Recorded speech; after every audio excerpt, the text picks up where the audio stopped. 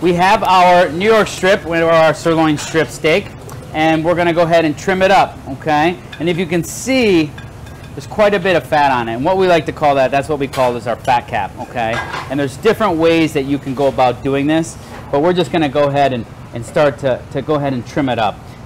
Some people take, and if we wanted to put this whole piece of meat on the grill, they do a little bit of what I'm doing right now, and we would peel this back like this. We'll go ahead and peel it back, and we'd put a bunch of herbs in there, and then we'd go ahead and roast it, which is not a bad idea. But what we're going to do is we're going to make nice steaks out of this. So what we're going to do is we're going to cut some nice steaks for you and for your family. We're going to portion them up, and that way you'll be able to have them anytime you want. Okay. And so what we also like to do with this fat is, this fat's not bad.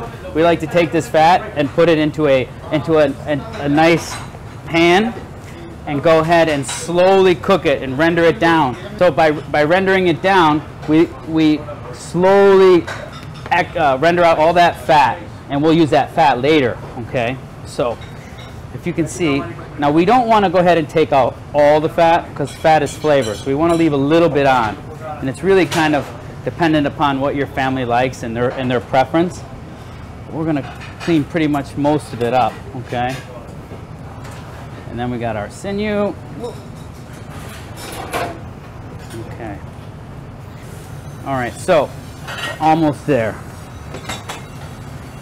All right. This is about 12 to 15 pounds that it comes in at. And this is a perfect steak for you to throw on your grill for a barbecue. Really, really nice and tender. It's a fork and knife steak where you can eat it really easy, okay? Now that's pretty much about as far as I'm going to take it, okay? Because I like a little bit of the cap. I like a little bit of the fat on mine. I'm going to flip it over and take a little bit of it off of the bottom, okay?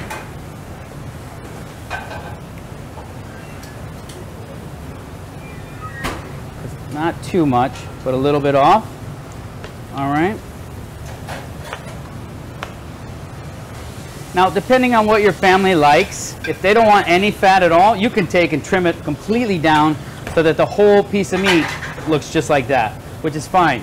But personally, and I found throughout the years of experience, a little bit of that fat is really good. It kind of melts it, kind of adds a lot of flavor to it. It helps actually tenderize it, because as that fat starts to get really, really hot, it starts to seep into the meat, it kind of tends to break down some of those fibers. So here at the restaurant, we like to cut a 10-ounce steak. We feel like it's plenty of meat on there, and 10 ounces, I think, is more than enough, okay?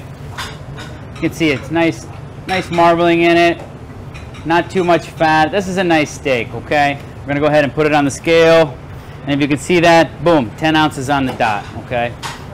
Now, the beauty of that is what we're trying to do is we're going to do a little portion control, and we're going to be able to know exactly how much we can yield from this steak, okay?